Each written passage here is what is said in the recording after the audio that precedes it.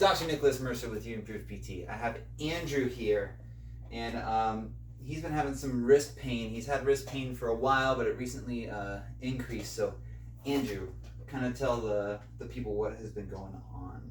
How did this start? Well, the pain first started when I decided to hop over like a railing. I was holding on to it. I went over, and as I was going over, I felt like a little bit of a pulling in my wrist, and I got some pain in there. Next day, I couldn't really move my hand around or anything like that, so I can't see.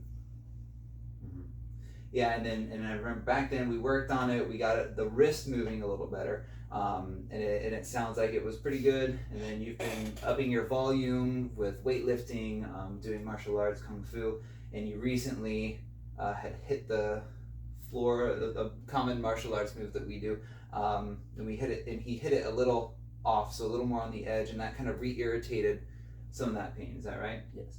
And so what we found with Andrew, like I said, weightlifts a lot, right? Just like me, working on those biceps, and just having a lot of volume through the wrist here. So we checked it out. It seems like he's having a lot of issues where the TFCC is, which is a large piece of cartilage in your wrist here, that can get some shear forces on it with rotation. Now, as you may or may not know, when we rotate the wrist, we're actually not rotating the wrist at all. You'll see if I stabilize him here and we try to rotate the wrist, it doesn't really go. Rotate your wrist.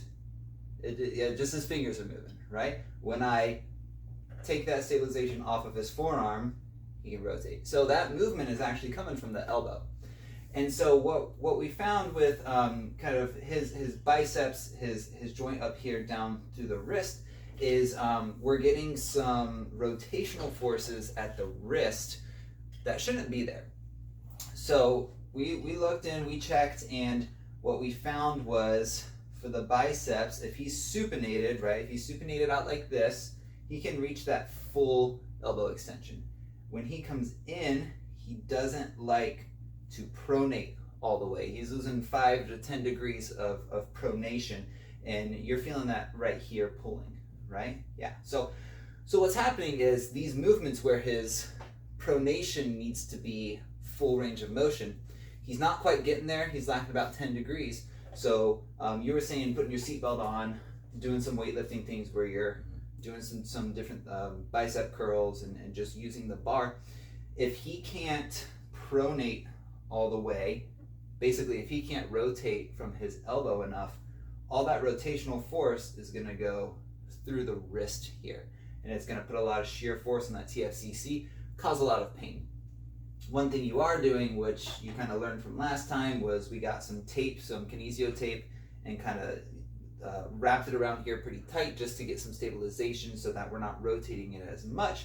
But really what our focus on is the root cause of the problem, which is this being worked so much. And you know, you're training for the military, you're weightlifting, you're doing martial arts, you're getting a lot of volume in, and what it seems like, and even as I feel here, there's a lot of tension kind of near the musculotendinous junction right here on the biceps. So again, like we said, the biceps will help turn out like this. So if it's tight, it's going to restrict coming in.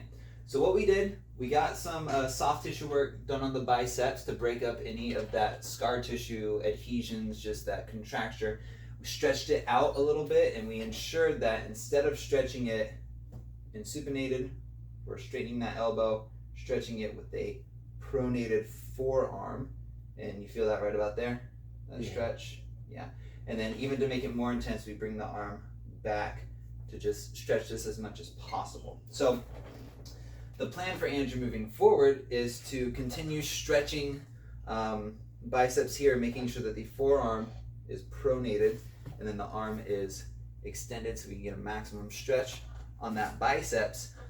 Continue taping, using some ice just to decrease the irritation in that TFCC joint in the wrist to help that heal, while at the same time making sure he gets proper pronation rotation through that elbow so that we're not re-irritating that cartilage with these unnecessary rotational forces on the wrist.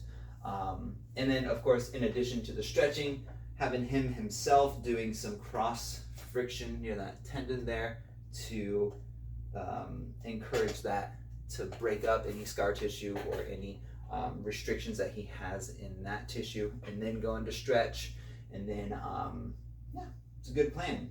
Makes sense, right? Yeah. So this is just another example where just because you're having wrist pain doesn't mean it's coming from anywhere along the wrist or the forearm, technically the forearm, but really up in the elbow and the arm up through here, right? So yeah, we're gonna get Andrew better, get him moving better, and make him do all the crazy stuff that he needs to do. So Andrew, thanks for letting me talk to people about your problems, but only the physical problems, no emotional problems, Yes. because you're a teenage boy and I don't deal with that.